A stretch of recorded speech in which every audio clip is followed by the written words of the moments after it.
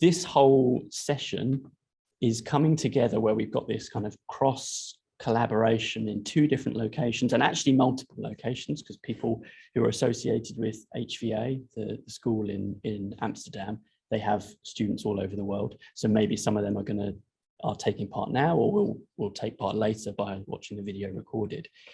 The whole reason that we have this collaboration coming together is because of research. It's because of this project in itself, which is a research project. So we're talking about Datawalking, which is a research project I set up back in 2015. So the thing that's very nice about a research project is you can connect people from different areas, different domains, and bring them together and work together.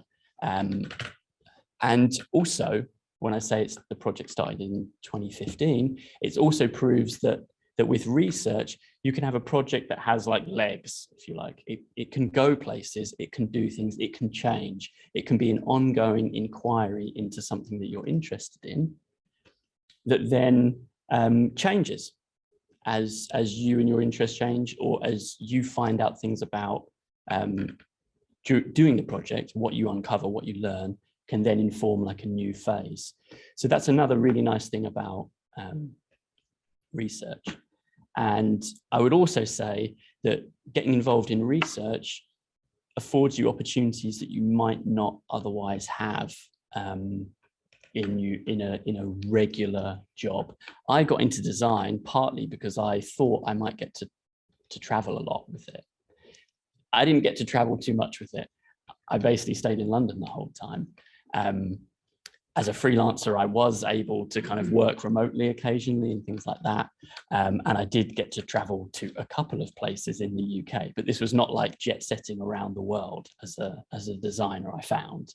But research, getting into teaching and then getting into research has actually really enabled me to do lots of travel with the project, because I've been invited to go and give workshops and presentations at different kind of conferences and companies and organizations.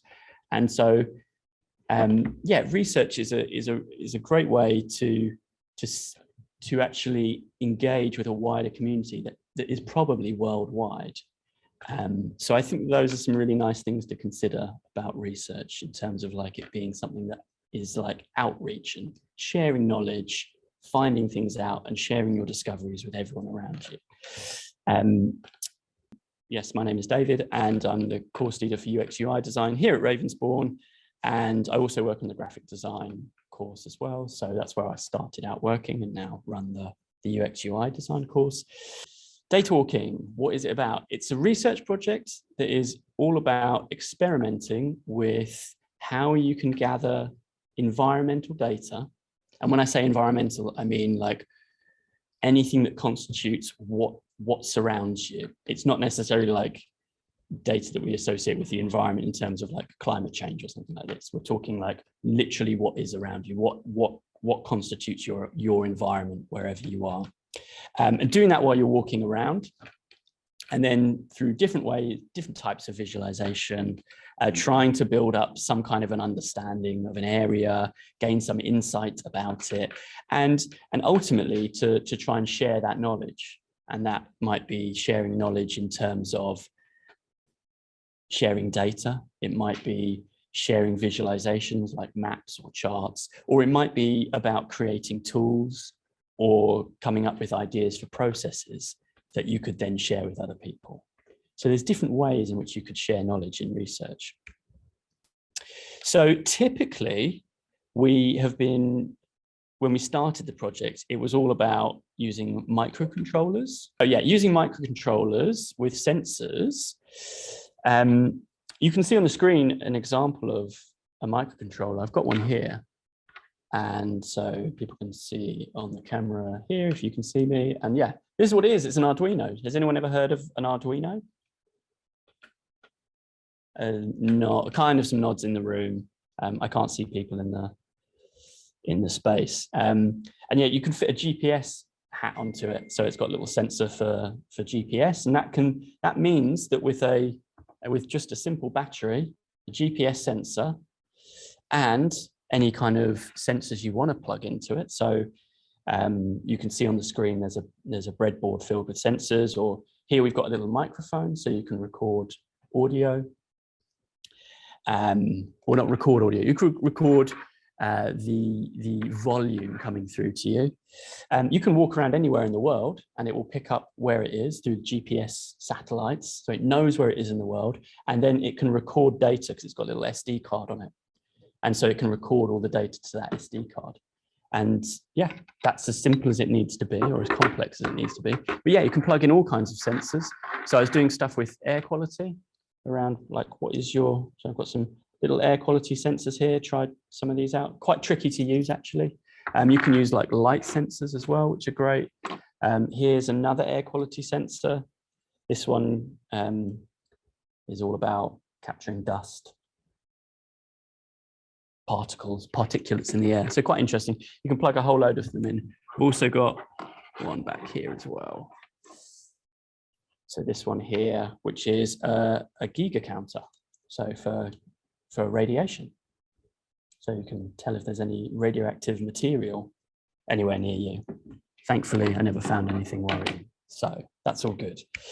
Okay, and yeah, as you can see from the picture, just walking around, this stuff's quite handheld, which is super convenient. You can just pop this stuff in your pocket and gather data, or out there in the world. But of course, you can also add too many sensors. So there, I basically had to walk around with like my laptop as a tray with all these different sensors plugged into multiple boards into the laptop. So more data could be compiled and stuff. So you can build these things as complicated and as unnecessarily complicated as you'd like, but they can be very simple and powerful as well. We also looked at using smartphones and even simple just paper and pen note-taking to gather data while walking around. It doesn't have to be complex. It really doesn't have to be about mini computers with electronics and things like that.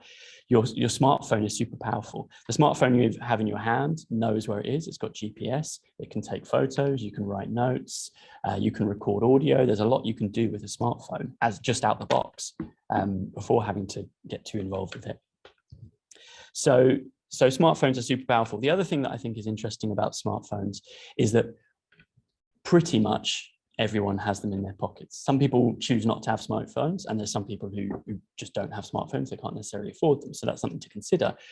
But generally speaking, this is a lower barrier to entry using a smartphone for most people than it is to, say, getting hold of one of these and learning about electronics and plugging in sensors and things like this. Even though they're relatively cheap, you could buy one of these for £20, another bit for another £20, and then a sensor. So maybe you're looking at less than £50 to go off and make something like that. It's way cheaper than this, but lots of people already have these. So smartphones are super useful for gathering data. And then we're also exploring how data can be visualized as well, trying out different kinds of materials. And so we've got here is a 3D printed. So this is sound data from the peninsula. I've got it here. It's lost some of its peaks in transport, but that's just life, isn't it? So yeah, so this is sound data from the peninsula, walking around, gathering the different volume of sound, so how loud different areas are. So the areas with peaks are the louder areas, and the places which are very shallow, that you can maybe see here, they are quieter. So you can use something like this perhaps as a guide on where to go on the peninsula for quiet space, for example.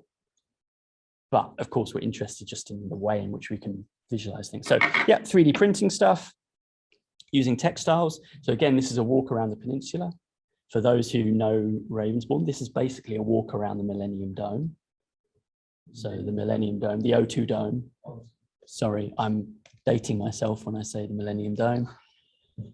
The O2 Dome, if you walk around that, and this is all pictures. This is all pictures of foliage, right? And they're extracting from the photos all the different green tones, all the kind of organic green tones, and then embroidering them with textiles.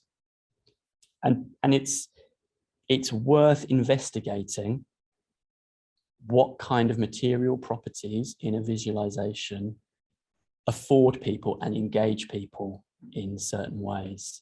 if I presented this as some kind of color chart, some people might be interested in it.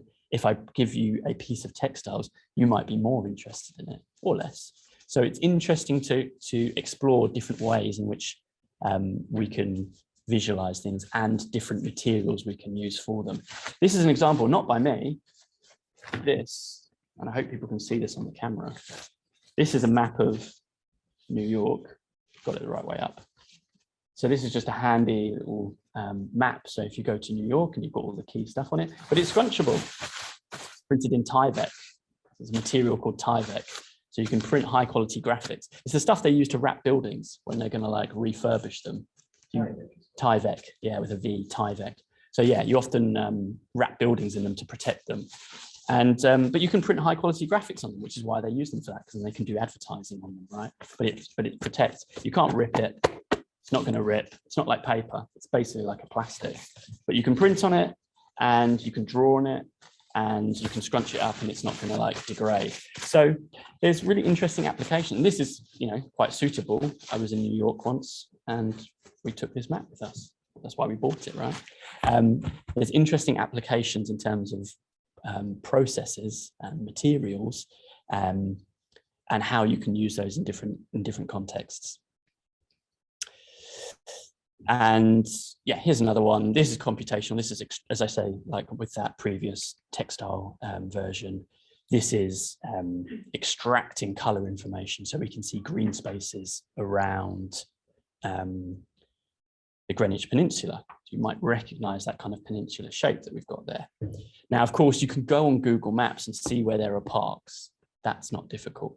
But what Google Maps maybe won't show you is where there's tiny little bits of vegetation at this stage, at this moment. So perhaps this gives us a slightly different approach or level of granular detail that doesn't exist in some mapping forms that we're used to using. And of course, this is created by an algorithm, and that's an algorithm we've created that we can interrogate and say how we've done this. Maybe we don't understand all the algorithms that produce the maps or visualizations that we see. So there's a thing around transparency and a thing around being able to make tools for yourself that tell the story about the world around you, which I think is powerful. Kind of as a little demo of how like a project like this, one of these phases came out. It's been through many phases. This is back in 2015. I had the opportunity to exhibit some work in Barbican, and I was in an arts incubator in Stratford. So I decided a suitable exhibitable material would be to do a walk from Stratford to the Barbican and turn that walk into some kind of visualization and then exhibit that there. So I had a bunch of different ideas around making something that was material, like an actual 3D object. Did lots of sketches of them, and then went ahead, got my sensors together. I was gathering information around light, around noise, around air quality, and also taking pictures. So tested the sensors, did the walks. I did multiple walks in 24 hours. I did like a morning walk, an afternoon walk, an evening walk, and a night walk. I think I did 4 walks, and I selected 2 walks, like a day walk and a night walk. And on those, I took photos, and they were just taking a photo every minute. It takes roughly 60 minutes to walk from Stratford to the Barbican. I need to let someone in. He's running a bit late. Okay, so it takes about 60 minutes to do the walk. So I had 2 walks worth of data to work with instead of using all 4. So I'm editing, I'm being critical about what I'm going to include so we can compare day and night. Then, because I was going to go with this kind of cylinder, so you can see there's like a cylinder that's like modulated. So that cylinder is going to be modulated by the data.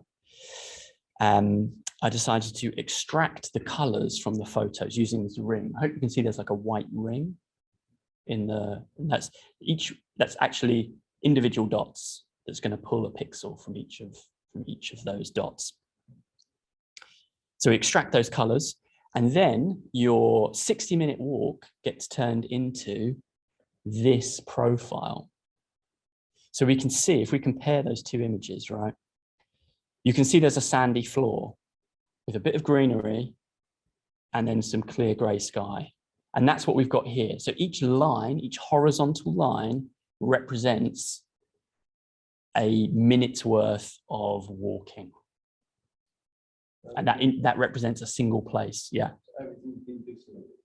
Yes, so yeah, we're just pulling out 1 pixel. Yeah, so it's just 1 pixel that we're pulling out. So we've got the sandy floor kind of on the left-hand side, and then we've got a bit of dark green, some green if you look at them, and then we've got clear sky there.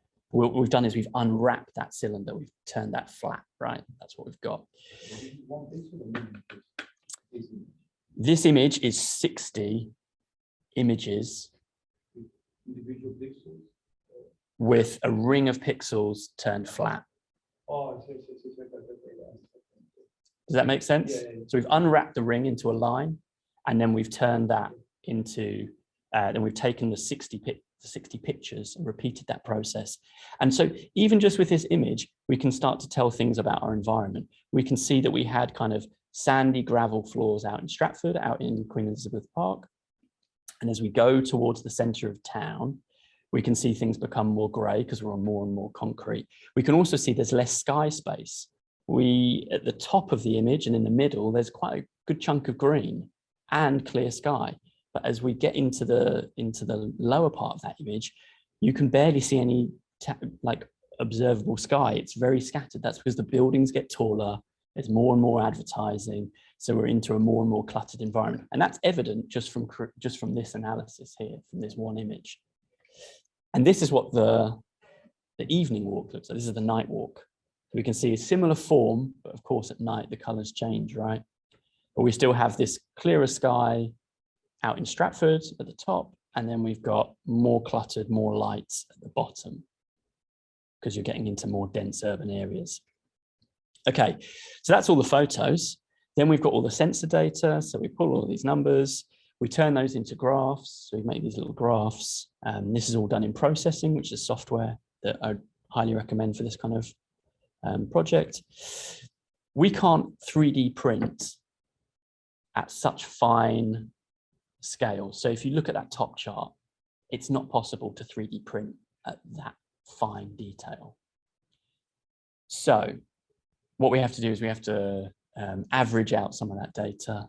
So we then build this profile that we can see here. We can then take the images, that texture that we created, and we can wrap that around the profile that we've got. So this profile here, the white shape, matches this profile here in 3 dimensions, and then we wrap that data, wrap the images around it. So on the left-hand side, we've got the open sky of Stratford, and then as we go to the right-hand side, we've got the closed-off sky of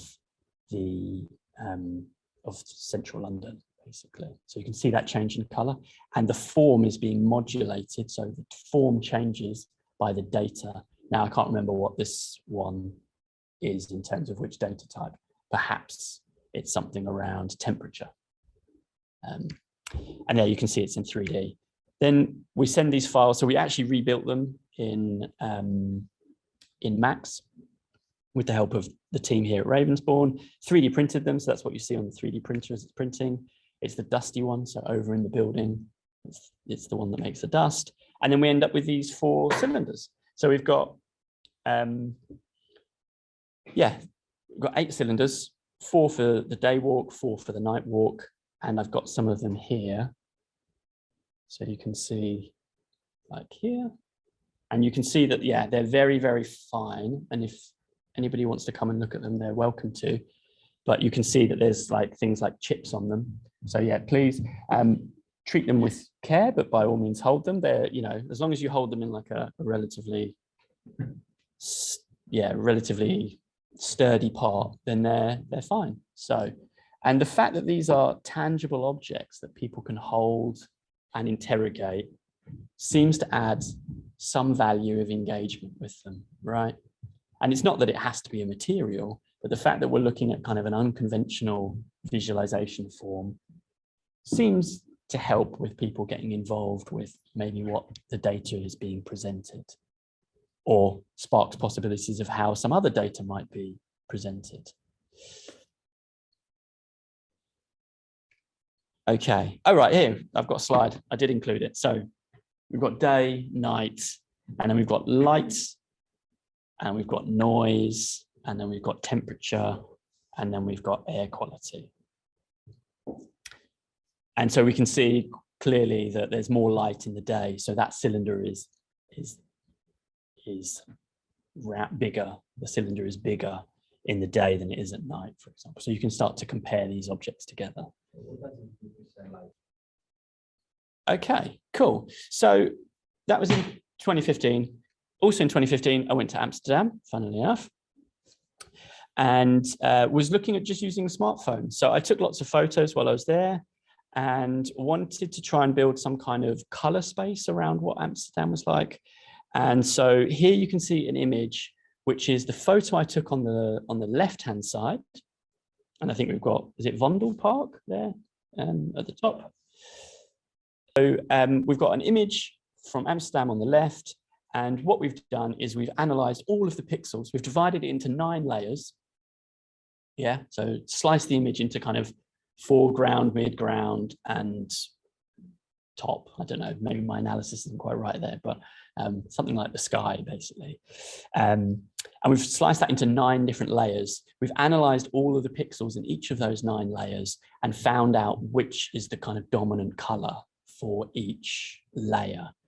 And so in the middle, you can see we developed these color bands. Yeah, we've got like 9 different color blocks on top of each other. Because on a phone, we know where we're taking photos, we can extract the GPS location. We can then plot those points of color on a map. So this is where I visited in Amsterdam on that weekend. So we can rebuild a map of Amsterdam using processing, and we can also then rebuild the journeys by understanding at what point in time those photos were taken. We can say that over the 3 days, this is where I walked in these distinct journeys. So there's a lot you can do with computation and understanding what's going on. You can also build tools like this where you can just draw over them and find out information. Jumping forward, remember we had 9 layers. So we've been just before looking at a 2-dimensional map. So it's 1 layer, it's the base layer. But actually we can build those into 3 dimensions. So we actually have 9 layers of map. And then when we stack them on top and we take those routes that we rebuilt, we can then actually start to reconstruct the walks as 3-dimensional transects through the city and kind of imagine what the city looks like from a computational point of view based on the data that we gathered. And then we can also do other things, like now we've got this whole color space built around the city of Amsterdam. We can make videos like this where we can travel through the city of Amsterdam and build up a sense of a journey from north to south and go through different districts. And I guess people in Amsterdam may or may not agree that this has any kind of chiming with their sense of like a north to south journey through Amsterdam. Perhaps this says less about visualization in terms of like data, but more about identity as well. And all of this was turned into a little newsprint publication, where it included all of the photos, all of the analysis of the photos, and all of graphics like this, which were generated from the process. Okay, so that's just using photography and computation. Then we got some funding to do a monthly walk here at North Greenwich, and we tried out all sorts of different sensors, all sorts of different ways of visualizing that data. We were doing them with workshops with students, so we do one once a month, and a few students would come along each month and help out with the walks. As a result of that, we built a website, we built an online repository for all of the data. We then ended up doing a printed report. And of course, we ran loads of workshops as part of that, but we also did workshops elsewhere. So this was the website, so we could provide a portal for anyone in the world to kind of get involved and to promote the project in a way. We've got an online repository where all of the data, all of the code is all stored. And then with the publications, we made a book which wrapped up a lot of what we've been doing on the project. There was examples, those are practical books for you to go and build your own tools. And the code for those examples was included on the GitHub. So those can live on beyond the life of a report. So yeah, 96 pages, it looked like this on the cover.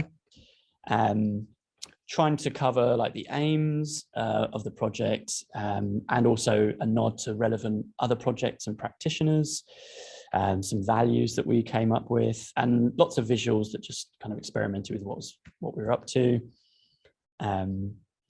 Also gave practical advice on how to do your own walks or do your own workshop. Talked about equipment that would be needed. Gave some prompts on what you could do as further exploration on some of these ideas, wrapping everything up into like a workflow so you could join up different bits of tools together, from I've got an idea, I want to gather data, through to I would like to visualize it in a completely different sort of way. And then, yeah, offered these workflows for how to go out and gather different kinds of data. We also had visualizations created by students, other tutors, and visitors. So frequently we get design agencies come or designers, and we ask them, having been to the peninsula, to visualize some of that data. So stuff from students, well-established designers and now artists, students, tutors. And in the end, we printed just, under 300 copies, and we sent them to 100 different cities in 24 different countries. We sent it for free because we had the money, so we had the funding to send it out. So we sent them out to anyone who was interested in them. So some places like a library might get like a few copies, other people just as individuals got one copy. But yeah, over 100 cities in the world. And we've been to every single continent except for Antarctica. So there's not a copy in Antarctica, but there is a copy elsewhere in most other parts. So very Europe-centric, you can see that. But we have managed to get it to other places, or there's been interest from every other place. So that's a really cool part to this as well, to think that. So we've done a whole bunch of workshops. They've ranged from anything from 2 hours to 3 days, actually, 2.5 days. And anything from like 3 people turning up all the way to like 60 plus people being involved. So it's really scalable. It's been students, it's been academics, it's been professionals, it's been all sorts of people involved. And I think we're more than 5 years now, aren't we? Yeah, so we're more than 5 years. We're more like 7 years now, but yeah, I think we've done 11 workshops, maybe 12 now. First one was in Taipei. And again, this is what I mean. I wasn't going to Taipei very regularly. I had actually been for a holiday, but yeah, this was because I went to do a conference talk on the project in Greece. Then because internationally people go to conferences, then people are interested and they go, oh, it would be lovely to have you to come and do a workshop. So then you get a chance to go to Taipei and deliver a workshop over 3 days. Absolutely fantastic, with their master's students, stuff in London, stuff here at Ravensbourne, stuff in Utrecht as well with professionals, regular workshops we do here at Ravensbourne for our first years, been involved in that, doing all this kind of stuff, and final year students as well, at conferences in Greece, at conferences in Georgia. Even in the pandemic, it's been possible to make this happen, and we're currently enjoying the possibilities of a remote workshop. Just going to check as we talk about remote. Frank, you're still there? Yes. Okay, good. Okay, cool. Make sure you're not lost. Cool. Okay. So yeah, it's even been possible to do this remotely. So I was all lined up to go to Colombia and deliver a workshop. The pandemic hit, so that had to be done completely remotely. Fine. We had different people from actually all over the world who were going to attend. We had people from Australia, Belgium, America, and Colombia, and then of course me in the UK. And it went perfectly well. And now we're enjoying, the learning from that about how this could work remotely as a workshop can now be applied to today. And also did one in the summer last year in Winchester. I wasn't in Winchester. Most of them were in Winchester. We had 52 people all online, and they went off and explored their local areas, and it went reasonably well. So that's something, you can always learn from each workshop. You like tweak it and change it and make it bespoke for the situation you're working in. So in 2021, I finally got around to making some web apps for gathering data. So I've made 3. They've been slightly updated than what we have in this presentation, but there's one for counting. So if you wanted to count an instance of something, like I wanted to count trees, or I wanted to count people, or I wanted to count litter, things like this, there's a counting tool. There's a range tool. So if you wanted to gather a value that sits in a range, let's say you wanted to gather how tall the trees were, you could estimate how tall the trees were. Or if you wanted to gather how noisy it was, you could also consider using a range tool, like on a scale of 0 to 10, how noisy is it right now? That would be what you could use it for. If you wanted to measure, like distances, numbers on a scale, anything like that, then the range tool would be useful for that. And then there's the word tool. So that's just where you can input anything except commas. I need to remember that, except commas. You can put any kind of type of statement. You could describe what people are wearing. You could describe your thoughts, stuff like that. And it will record those statements. So here's just some showing you the individual ones. So the counting tool, and this is counting different animals on a train journey, actually, from the south on the coast to back to London. So those are different animals, actually. This is how far away people were stood from me when walking around Canary Wharf. So that's an example of range. So what was the distance from people? And that's actually where there's loads of purple blobs in the black. That's actually covering up a bridge. There's a bridge over. That's water, and then that's a bridge over there. So that's where a lot of people travel through there in that part. And then another one where I'm just jotting down what I see and what I hear. So that's an example of using the words. So there's a bit more free kind of input that you could do with that. Live demo, we'll do that later, I think. But that's the idea, to use that. Now, as I say, like research is like a live project. Is always evolving. You can do it that way. And so some of these improvements I've had feedback. I've given the apps to people to test, to see if there's some improvements or see if there's any bugs with it and things like that. And so these are some of the suggestions and things I've thought about as well. So we've added a mini map. So you'll see on these apps, there's no map, so you can't situate yourself. So on a couple of them, I've managed to add a map so you can see where you are. And that also means we can export to GeoJSON format. So you can export it in different kinds of data formats. GeoJSON is quite useful for mapping. And these other ones I haven't managed to do. So, so there's still lots to do that I could do with this project. And I just try and chip away at it when I get the time. So a little bit of a summary. What do people gather data on in having run these workshops a bit? Generally, people are interested in architecture, nature strong. Some people are interested in litter. Security comes up as a topic. Visual identity, like messaging in places like graffiti, advertising, signage. People are interested in that. And a lot of people are interested in food.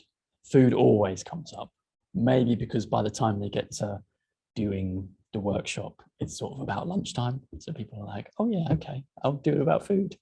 That's what's on people's brains. Specifically, people have done stuff around accessibility. So can people in, for example, wheelchairs actually easily negotiate the streets? That's quite an interesting approach. You know, are there like ramps on curbs, things like that? People have done ones about sticker culture, which was really unique to that area. People have done ones around hand-painted signage, native language graffiti. So like whether or not graffiti is written in English or in the local language, and what kind of messages are written in which languages. Super interesting. Someone else was looking at different, like the condition of buildings and like how they've aged on different surfaces. This is really specific stuff that people get interested in, that this as a project allows you to kind of engage with, or hopes to provide you some kind of tools to engage with it. Car journeys, people have been looking into like where cars have come from. Tree heights, people did a very thorough investigation of trees. And then when we've been doing things remotely, house names, door colors, t-shirt colors, what people are wearing, that kind of thing. So yeah, that gives you an idea of what people have been interested in.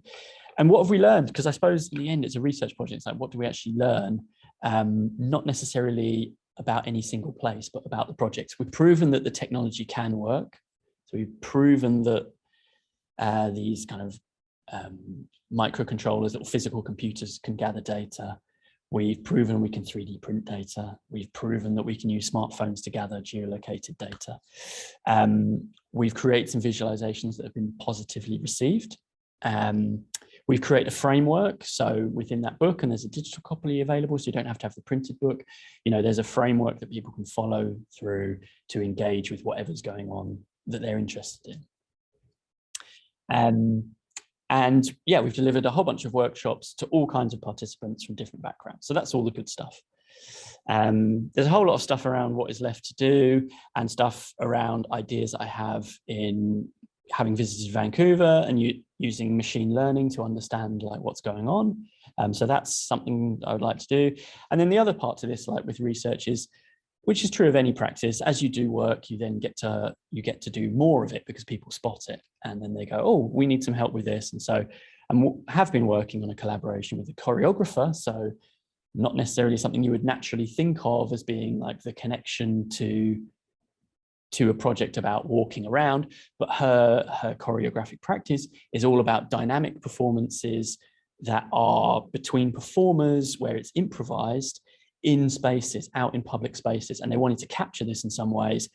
And so she was in touch with me about combining drones and sensors and using that in some way to visualize these dance performances.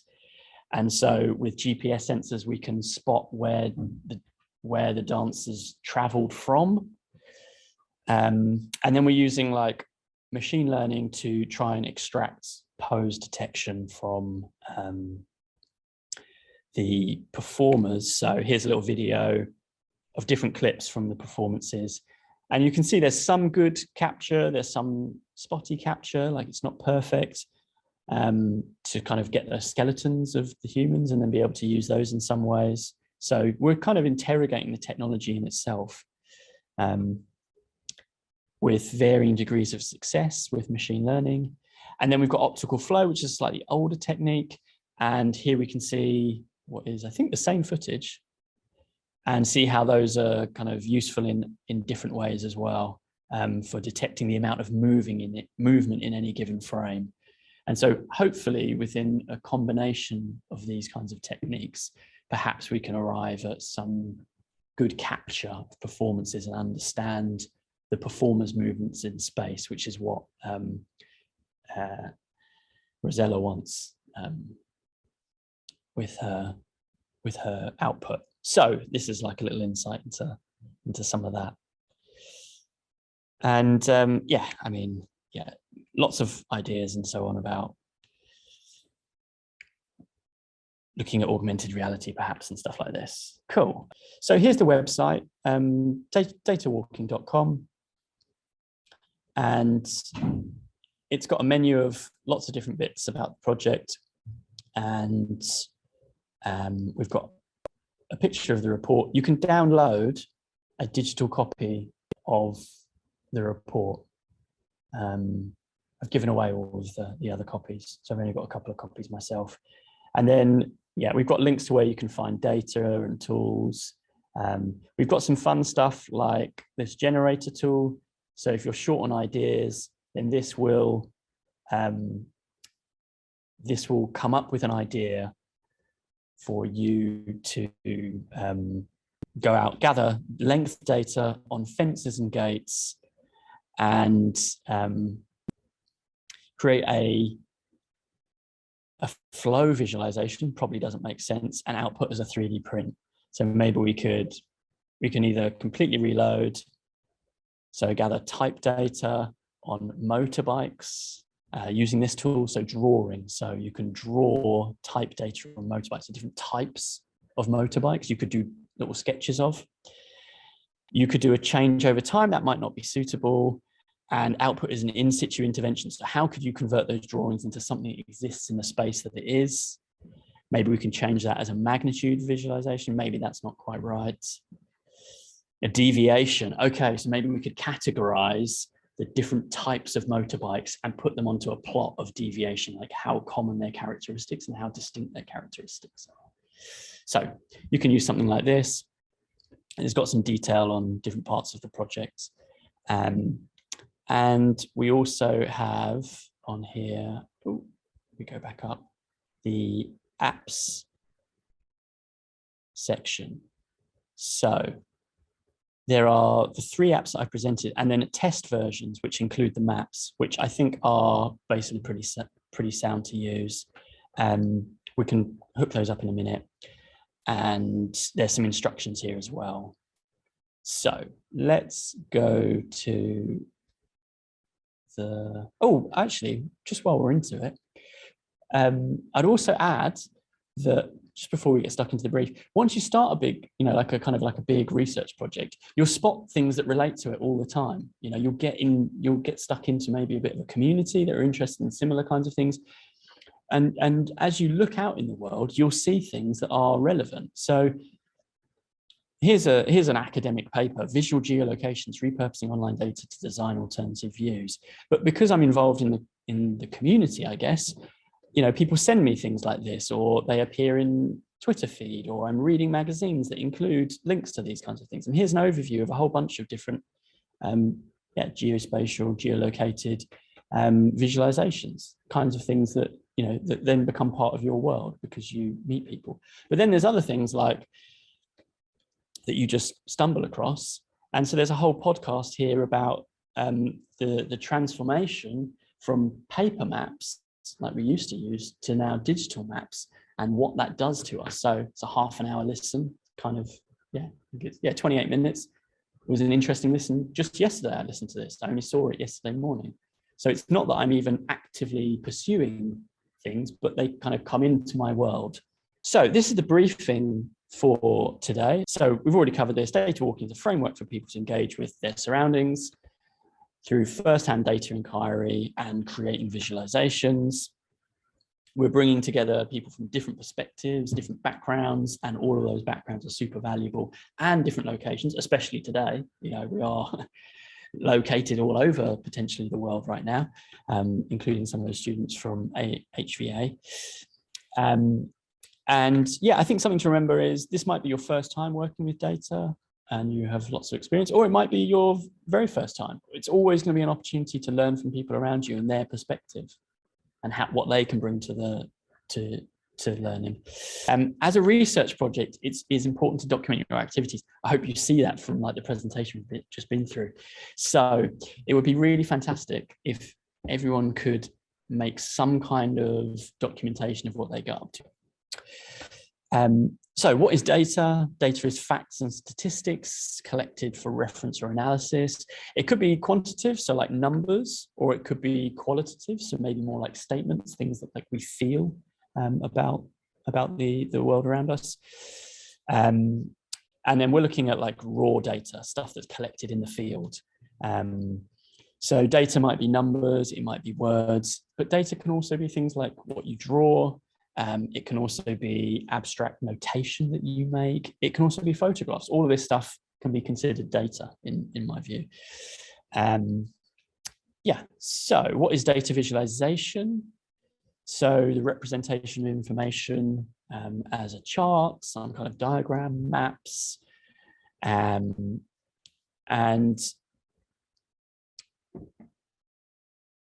we have a few examples here. Generally, the goal of data visualization is to communicate clearly and efficiently data.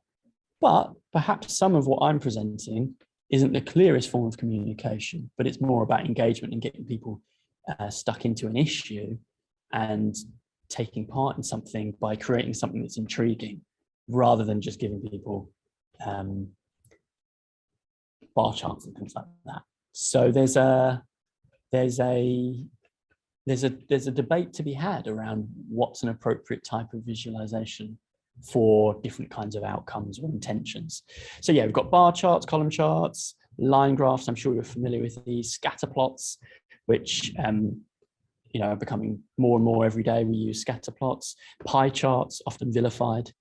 So pie charts exist. Then we've got things like maps. This is a map of Strava activity. So kind of interesting that this is the world of Strava. So you can see where people are using Strava and where people aren't using Strava. And we've got a few visual references as well on this page, so anyone can access this whole page and revisit it anytime. So we've got a very famous visualization, Napoleon's Retreat by Menard. Has anyone ever seen this visualization before? Got one nod. So very famous. This shows how Napoleon's army went to Russia, and because of the harsh conditions, they basically died as they went there, and then they died as they came back. And so you can see how the line is a certain level of thickness here, and it basically gets thinner and thinner as they go. And that's the number of people who are in the army. And as we come back, this is like, as they arrive back, this is the tiny fraction of people who actually survived. And there's other encoding here. I think they've got temperature and stuff like this. So yeah, that's a very powerful visualization.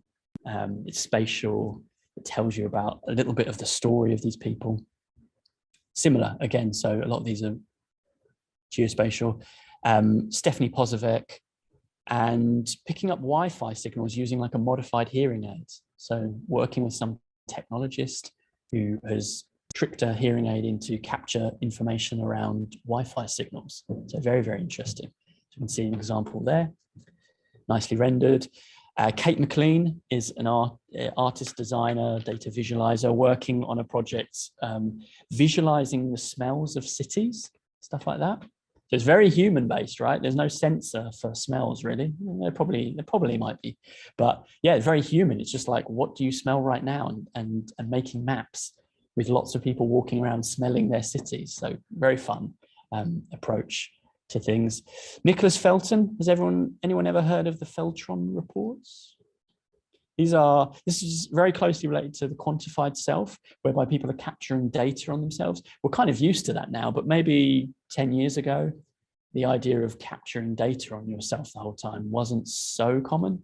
And so he produced reports on his life, annual reports, because he was capturing all his data, like where he'd been to eat. So we've got a map of where he's been eating, and he's got breakdowns of the different cuisines that he's eaten. And here's his drinking habits and where he's been to drink. And he does all sorts, you know, places he's visited, people he's talked to. There's always themes to his reports. So he's a very interesting person to check out in terms of, data.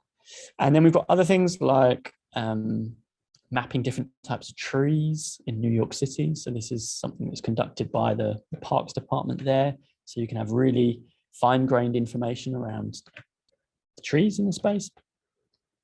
Slightly different take on that. The Neubau Force team in Berlin, they catalogued the trees that exist there and took photos of them at 1:1. So you can buy the book. You can also buy high-resolution downloads of the trees and print the trees at 1:1 scale. So you can print out, you know, assuming you had a big enough printer, or tile all the images together, a whole tree in 1:1. Right down to the pixel. So very interesting project put together by a team of designers who are kind of motivated to capture all the trees. So fascinating kind of project. Then we've got Hans Eikel, apologies for the pronunciation. He was taking photos of people in the 90s in certain spaces, in certain times. So very different approach. It's super different from something like this or like this, but it's related, right? It's trying to understand the people and the places that exist in a space or a place. And yeah, through curation of these photographs, you can see trends that exist in these places. So very human approach. People going off down collecting plastic objects in the Thames. So these are all objects picked up on the Thames. And, you know, some of these little items we might even feel like we have a bit of a relationship with, which is kind of different to these kinds of forms. Maybe we don't have a relationship to these, or we can't necessarily form an easy story with these things. But something like a collection like this, maybe we can sort of feel an affinity towards in some way. And then we've got the Boyle family, who throw a dart in a map of the world and then take castings of wherever that ends up, and just literally have castings of parts of the world through, as you see here, like giant big casts. So very interesting arts take. Georgia Lupi and Stephanie Posibik, again, they did Dear Data, where they were sending each other postcards based on data that they would gather over the week and come up with different visual languages for gathering the same kind of data, but in two different places. So one was in New York and the other one was in London. And they come up with different visual languages each time to communicate different types of data. So fantastic project. I think that project ended up in MoMA. So, you know, Premier Art Design Institute exhibits their work off of a project that they did. So yeah, those are a few examples just to get you kind of in the mood, and sort of everything from very hands-on drawing with colored pens through to sort of giant castings, collections, photography, more data, kind of number-based visualizations, employing the human senses. So all sorts going on that feels related to this approach. So in this workshop, we will explore a local area. We'll establish data gathering techniques with the apps, or you can use other methods. Walk around North Greenwich here, walk around Amsterdam. And yeah, in the afternoon, we'll take a look at making data-driven maps. And yeah, we have an opportunity here to, at the end of it, you know, it'll be very nice if people compiled the maps that they made, the data, shared it with everybody, and then we would have some kind of multiple diverse understanding of wherever we are, whether that's in Holland or in the UK or further afield. And so, yeah, the aim is to look at your local area through a different lens, not just always looking at things the way you normally do, but to actually kind of think about the place you're in a different way. What can we learn about the places we inhabit? What traces do we leave within these places? What does this content say about us? Like when we observe things in the world, what does it actually say about us? Can we build a picture of the community based on this data? How does what we find enrich our understanding of the community? How does it challenge like our expectations, our biases that we have, and expose like our own kind of preconceptions and backgrounds just by thinking about, oh, I expected this, but this is what this place is really like. So a few considerations when you know what you're going to gather data on. Think of an appropriate method, like what is the right method to gather data on. Consider the time frame. Maybe you want to walk for like 20 minutes, maybe an hour, something like that. What frequency is that data going to occur? I know from my own walks, if you try to capture every single piece of litter that you walk past, you will get not more than 10 meters past where you start, because there's so much litter once you start looking for it. So perhaps in that example, it's better to go, every minute I will take a picture of the floor and assess how much litter there is in that image. Or if you use one of these apps, the counting tool, every minute I will count how many bits of litter I can see. something like this, or every 5 minutes or something like this, because counting individual bits might be really difficult, for example. So you've got to think about what you're going to gather data on and what is the right kind of tool to gather data on it with. Think about level of detail and level of focus. If you decide to gather data on something that's really focused, you might actually miss something that's really interesting that's going on. So often it can take a few walks to like find out what you want to gather data on. So you might have one idea, go off and gather data on it, and on that walk observe, actually, you know what's more interesting in this area? Something else. And then you do something out, you do another walk to gather data on that, come up with a new technique. So think about focus. If it's too detailed, maybe you miss stuff. If you're too broad, let's say if you only capture trees where trees exist, maybe it's better to capture the different type of trees or the different heights of trees. So you've got a little bit more to work on.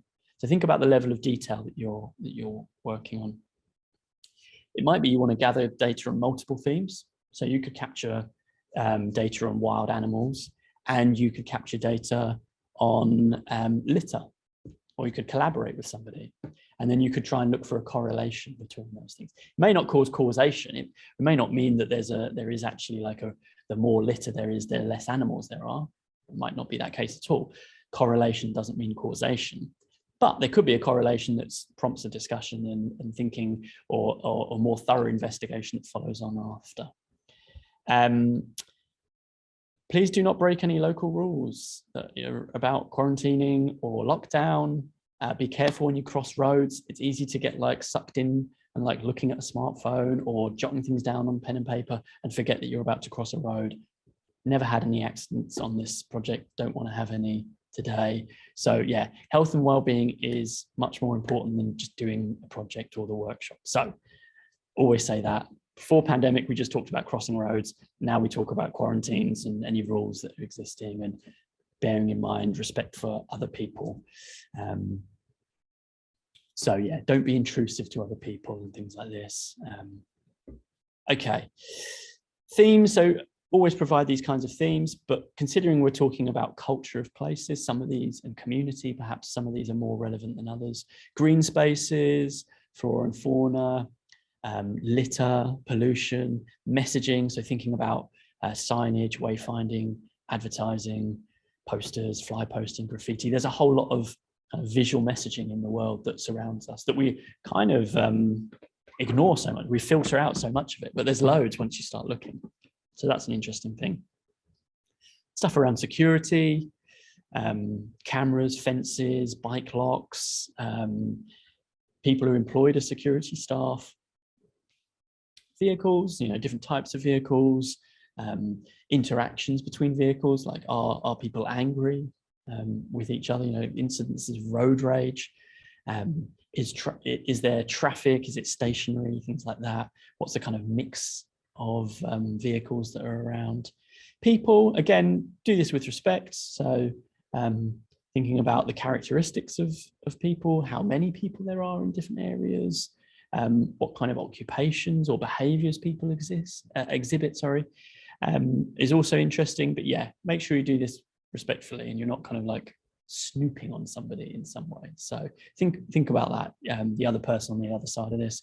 And then architecture, like the different kinds of buildings, what use cases they have, what condition they're in, that kind of thing. So we've got the apps.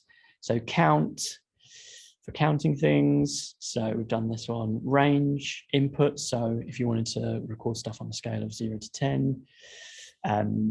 Words, so write down memories from different locations, or you could write down observations of things or snippets of conversations. That's what I was doing in a workshop just recently. Do not use punctuation in your text. This is something I've discovered. If you're writing, if you're using the writing tool, it will start to mess up the data if you include commas. So if you write statements, just avoid punctuation. That's what I'm going to say on that. That's something to fix. So instructions. Should I demo? I can demo the apps. Right, let's do that. So I've got my phone here and I can go to the browser. So here we go. I can make a new, let's go to Datawalking, datawalking.com. This will hopefully work. And then here I've got the Datawalking apps. This is just a page. Now, I would like for people to try these two, the next two, because these are like the latest versions. Now, you have to allow it to use your location. It hasn't shown me that. So you're going to get a prompt to let it use your location. Does it? Yeah, maybe because I'm plugged into the screen, it doesn't prompt me that. But what you need to do is you need to make sure it allows your location and your browser, whatever phone you're on, and it should work on Android as well as on iOS. Should be fine. You need to make sure you're allowing it to use your location. That's really key, or else it's probably not going to work. But the reason that these second apps are better is because I think it should stop you from inputting anything if you don't allow it to use your location. So here's the counting tool, and it's got a little map that kind of shows you London. So it will situate you. You can edit these labels. So you can see that there's these 9 different buttons that you can push that will count what you collect, but you can edit the name of them. So if we wanted to do one around birds, let's say we were talking earlier about the animals. If I wanted to count the birds, I could say, okay, seagull, we get quite a few seagulls around here, and we get pigeons. We're in London, pigeons are everywhere. And then I can label this one, let's say crows, or magpie. Let's say magpie. Be a bit more specific about it. Okay, done. Right, then I push save. Okay, and now I've relabeled my buttons. When I input this in the data file that it creates, it's going to have those labels in there. So let's say I've seen a seagull, I push that button, and now you can see the map is zooming in because it knows now where we are because it's capturing your location every time. Now, as you walk around, the map is going to plot a point every time you walk around. I'm not sure that this is going to move, but let's say I push pigeons. Okay, so the GPS gets a little bit disrupted in the building, so you can see that it's adding them. And let's say I've now seen a magpie. Okay, the GPS is really wonky here. And you can pinch and zoom out the map, and you can see that it's starting to plot those around here. Let's say I've seen another 2 pigeons. It's then going to plot those. And then I saw a seagull go by. So there's little numbers that show you in the top how many you've got of each, just for your own record, so you know. It's a little bit of feedback. It flashes purple when you've clicked it and you can see the numbers. And so it just ticks up. And so hopefully this gives you a good idea of what's going on. There's a little readout on the top as well, just here, which tells you I just last pushed a magpie, and if I push it again, it now says pigeon. And so just so you've got some feedback that data is going in. So this is all being stored in the front end. I think it's important to say that none of this data is being stored by me. I run the website, and so these apps are hosted on the website, but it's all happening in the front end. It doesn't get stored on any server. So I'm not snooping on any of the data that gets collected. I'm not interested to know your location where you are. You can use these at any time and no one can access the data that you're recording. It all happens just in the front end. So this is only happening on my phone at the moment, right? Then you've got some options. So you could reset the data if you wanted to get rid of it all.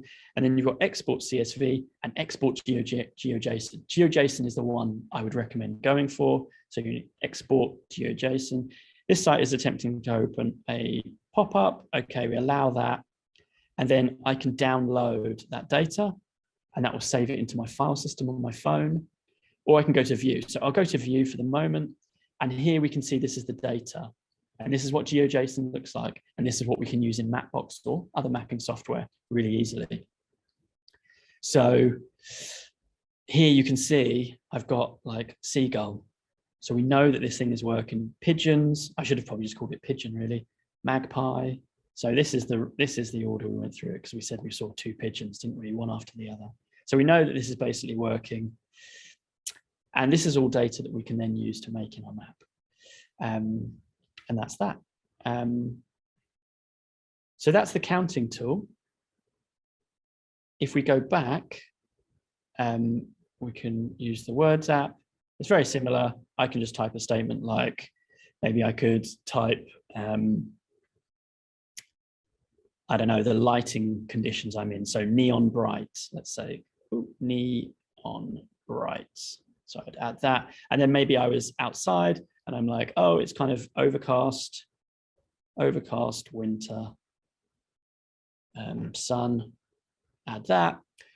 And maybe then I go underneath a piece of the building over there and it's kind of gloomy, and I would type in gloomy, add that. So maybe I want to kind of write more emotive descriptions, qualitative descriptions of my situation. And yeah, so then it's adding those data points to the map, and then I can go to export GeoJSON, allow, view it for now, but I would recommend download. And then we can see here in the text field, I've got neon bright and I've got winter sun here. And so it's telling us the location and the geometry, and it's also telling us the date and the time. So you can actually, there's multiple ways in which you can hook into this data. Cool. Okay, so those are the apps. Instructions are there on there. Alternative tools, just to like briefly touch on that. Oh, there's a chat. What's in the chat? Oh, someone has to go. Okay, that's fine. I won't read out what's going on. You don't necessarily want to see that. Alternative tools, photography.